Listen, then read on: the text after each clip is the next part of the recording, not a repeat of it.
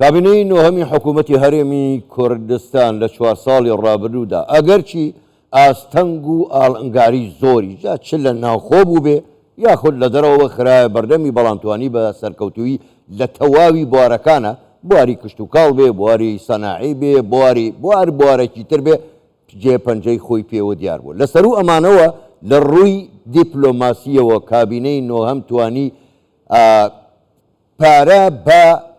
جۆرێکی فراوان لە پەیوەندێت دیپلۆماسیەکانی نێوان هەرێمی کوردستان و جیهان بدات بە دیاریکراویش مەسرور بارزانی سەرۆکی حکوومەتی هەرێمی کوردستان ڕۆلی یەکجار گەورەی لەم بوارەدا ژێڕاوە ئێمە لەسەر ئەم بابەتە و گرنگی سەردانەکەی ماکرۆن کەوا بڕیارە سەردان بۆ هەرێمی کوردستان و عێراقیش با لە چیدایە بە میوانداری زۆر بەڕێز عەلی دۆڵەمەری نوێنەری حکوومەتی هەرێمی کوردستان لە فەرەنسا ڕاستەوخۆ لە شاری دوهۆکەوە لەگەڵماندایە کاک عەلی شەوتان باش زۆر سپاس بۆ بەشداریکردنیشتان لەگەڵمان لەم گەشتەی ژووری هەواڵی کوردستان 24 پێشەوەی بێمە سەر پرسیارەکانی ترم من دەمەوێت زۆر ڕاشکاوانە وەڵام بدەیتەوە ڕۆڵی سەرۆکی حکوومەتی هەرێمی کوردستان وەکو کەسایەتیەکی سیاسی بەهێز و دیپلۆماتکارێکی کارامە لە دروستکردنی تۆڕی فراوانی دیپلۆماسی نێوان هەرێمی کوردستان و وڵاتانی جیهان چۆن دەبینن؟ بەڵێ ئەم کاتتان باش سلااوڕێت بۆ بینەرانی کوردستان 24 باقیقات ئەگەربین تەماشای بکەین لە ڕۆژی سوێنخواندنی سەرۆکی وەزیران بەڕێز کاک بەسڕۆ بارزانی لە پەرلەمانی کوردستان باسی ئەوەی کرد کە یەکێک لە کارەکانی ئەم کابینەیە بەهێزکردنی پەیوەندەکانە لەگەڵ دەرەوەدا بێگومان لەو 4 ساڵە ڕابردوو لەگەڵ هەموو ئەو ناخۆشانە بە تایبەتی پەتای کۆڕۆنا و ئەو کێشانەیەکی تووشی ناوچەکە بوون بەڵام سەرۆکی حکوومەت توانی زۆر بە باشی ئەو پەیوەندانەی کە ئێستا هەرێمی کوردستان هەیبووە بەتە قۆناغێکی ترەوە دوایین سەردانێکی بۆ فەرەنسای کرد کەمە یەکەمین جارێ لە مێژووی فەرەنسادا سەرۆکی فەرەنسا ئیمانوئێل ماکرۆن پێشوازی لە سەرۆک وەزیرانی حکوومەتی هەرێمی کوردستان کاک مەسرور بارزانی بکات و چەندی دیداری گرنگ لەناو ئەنجومەنی پیران لەگەڵ سەرۆکی شارەوانی پاریس لەگەڵ دەستگای مەدەفا ئەنجام بدات ئەو هەموو سەردانانەی کە لەگەڵ وڵاتانی تریش کردیتی بۆیە ئەمڕۆ هەرێمی کوردستان لە ڕووی پەیوەندەکانی لەگەڵ وڵاتانی دەرەوە لە قۆناغی باشدایە ئەمەش دەگەڕێتەوە بۆ ئەو سیاسەتە حاکیمانەی ئەم کابینەیەی نوێی لەگەڵ هەموو ئەو تەحەدانەی کە باستان کرد بەڵام قۆناغەکان چوینە قۆناغێت و ڕۆڵێکی زۆر کاریگەری هەبووە بۆ قەناعەت بەلایەنەکانی تر بکات کە هەرێمی کوردستان ئەمڕۆ هەرێمێکی بەهێزە هەوڵەدات بۆ دروستکردنی پەیوەندێکی شەفاف و درست لەگەڵ حکوومەتی فیدراڵ و لەگەڵ وڵاتانی دەوروبەردا بۆی ئەمە هەمە وای کردووە کە بەڵێ وڵاتانی تر هەمیشە کێدێن چەندین وەفدی گرنگ هاتووە شاندی گرنگ بە هەرێمی کوردستان هاتووە چاپێککەوتن لەگەر سەرۆکی حکوومەت بکات بۆی ئەمڕۆ لەدا شتێکی تر دەتوانم بە ئێوە بە بینەرانی کوردستان 24 بڵێم ئێمە کتێبێکمان دروست کردووە لەسەر دیپلۆماسی و هزری سیاسی کوردستان کە خودی سەرۆکی حکوومەت پێشەکەی بۆ نووسیوە بۆە پێشێکی زۆر جوانی نووسیوە بۆیە داوا لە هەموو خوێنەرانی ئەم وڵاتە دەکەم کە ئەم پێشەکەی سەرۆکی حکوومەت بخینەوە کە چۆن داڕوانێتە پەیوەندی دیپلۆماسەکانی حکوومەتی هەرێمی کوردستان چ لە ڕابردوو چ لە ئێستاش چ لە داهاتووی دیدی بووچوونی بەڕێزیان بۆ داهاتووی هەرێمی کوردستان لە ڕووی پەیوەندی نێودەوڵەتەکانەوە زۆر باشە کاگە عەلی وەکو لە هەواڵەکانیش داهاتوو ئێوەش ئاماژەتان پێدا وا بڕیارە سەرۆکی فەرەنسا ئیمانوئێل ماکرۆن سەردانی عێراق و سەردانی هەرێمی کوردستان بکە گرنگی ئەم سەردانەی ئیمانوئێل ماکرۆن سەرۆکی فەرەنسا کە دێتە هەرێمی کوردستان چییە و ئایا فەرەنسا دەتوانێت چ ڕۆڵێک بجێڕێ لە کەمکردنەوەی کێشەکان یاخود چارەسەرکردنی کێشەکانی نێوان هەرێم و بەغدا؟ بێگومان ئەگەبین تەماشای ڕۆلی فەرەنسا بکەین لە عێراق و هەرێمی کوردستان ڕۆڵێکی زۆر گرنگە بە تایبەتی لە دوای شەڕی داعشەوە فەرەنسا یەکەمین وڵاتی ئەوروپی بوو کە هاتە ناو چوارچێوەی هاوپەیمانەتی نێودەوڵەتی لە شەڕی داعش شەڕی داعش کۆتایی نەهاتووە ئەوان دەزانن یەکەمین وڵاتش کە قوربانی زۆری دا لە وڵاتە ئەوروپیەکان وڵاتی فەرەنسا بوو لە هەموو ئەو هێرشانەی کە لە فەرەنسا ئەنجام دران پلانەکانیان لە عێراق و لە سووریا داڕێژرابوون بۆیە بە تایبەتی سەرۆک ماکرۆن گرنگی زۆر بە عێراق و هەرێمی کوردستان دەدات بەشداری کۆنفرانسی بەغدای کردووە لە 2 ساڵی ڕابردوو سەردانی هەولێری کە لەگەڵ سەرکردایەتی سیاسی هەرێمی کوردستان کۆبوویەوە بۆیە لە داهاتوێکی نێزیکدا کۆبوونەوەیەکی تری کۆنفرانسی بەغدا دەکرێت بۆ یەک لە سەرۆک ماکرۆن بەشداری ئەو کۆنفرانسا دەکات بۆ ئەوەی بتوانێت ئاشتەواییەک لە نێو پێکاتەکانی عێراق واروە پەیوەندەکانی نێوان هەولێر و بەغدا یەکێک لە بابەتەکان دەبێت چونکە ئەو ڕۆژ بۆ کوردستان 24 باسم کرد سەقامگیری عێراق بەبێ هەبوونی پەیوەندێکی باش و تەندروست لە نێوان هەولێر و بەغدا محالە بۆیە ئەوان دەزانن ئەگەر ئەو پەیوەندیە ئەو کێشانەیەکی ئێستا لە نێوان حکوومەتی فدرال و حکوومەتی هەرێمی کوردستان هەیە لە ڕێگای دیالۆگ و دەستوری عێراقەوە چارەسەر نەکرێن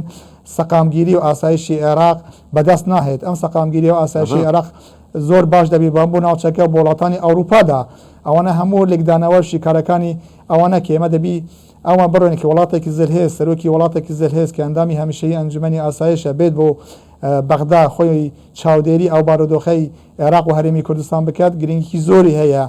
بۆیە پێویستە ئێمەش هەم لە حکوومەتی هەرێمی کوردستان هەم لە حکوومەتی بەغدا بتوانین کێشەکانی خۆماندا لە چوارچەوەی دەستوری عێراقدا چارەسەر بکەین کە هەم خزمەت بە ئێمە بەناوچەکە و هەروەها پەیوەندەکانمان لەگە وڵاتانی دەرەوە پتەوتر دەبێت چونکە وڵاتێکی وەکو فەڕەنسا کە سەرکردایەتی یەکێتی ئەوروپا دەکات ئەو گرنگە بە ئێمە دەدات بۆیە پێویستە ئێمەش بە پێش ئەو دەست پێشخەرەی بەڕێژانەوە ببین بۆیە ڕۆلی سەرۆک ماکرۆن زۆر گرنگە چ لە ڕابردوو چ لە ئێستا و چ لە داهاتوودا و هیوا دەخوازێت کە عێراقێک بنیاد بنرێت ئەم عێراقە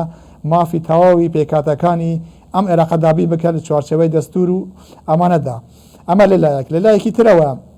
باسی ئەوە دەکرێت بۆچی فەڕەنسا زۆر گرنگی بە عێراق دات چونکە فەڕەنسا دەزانێت لە دوای ئازادکردنی عێراق کە بەشدار نەبوو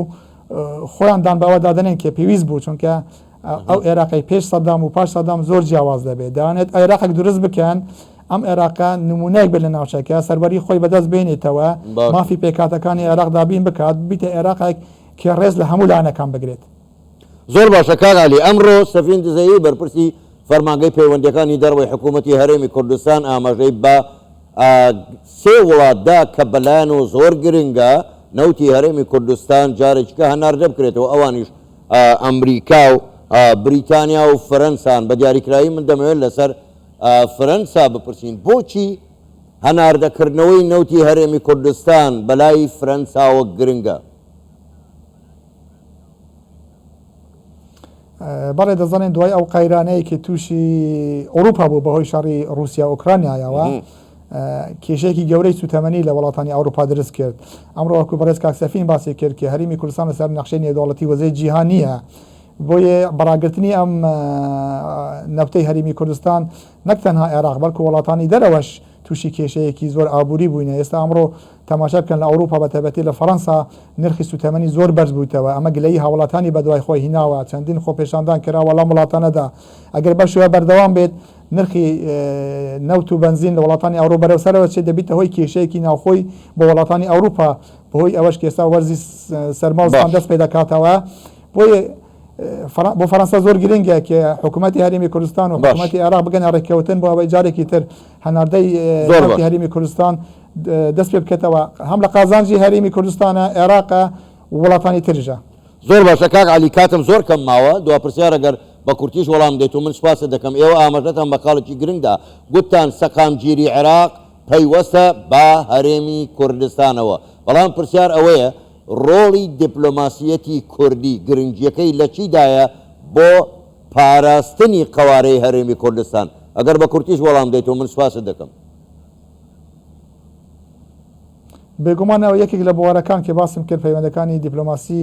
نێودەوڵەتەکانی هەرێمی کوردستانە لەگەڵ وڵاتانی دەرەوە ئەمە زێو گرنگە بۆەوەی بە وڵاتانی دەرەوە ڕابگەنین کە ئێمە هەرێمێکی نام هەرێمە جیاواز لە هەموو ڕوویەکەوە لەگەڵ وڵاتانی دەوروبار حتا لەگەڵ خودی عێراقەوە ئێمە دەرگامان کردیتەوە بە هەموو ئاوەرەکان بۆ پێکەوە ژیان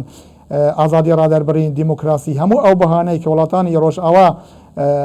کارێکی زۆر گرنگان بۆ کردووە و ئێستاش بنەمەکان و پرەنسیپەکانی وڵاتانی ئەوروپا لەسەر ئەم بەهانە دامەزراوە هەرێمی کوردستان هەیەی بۆیە هەرێمی کوردستان دەیەوێت ئەم نمونەیە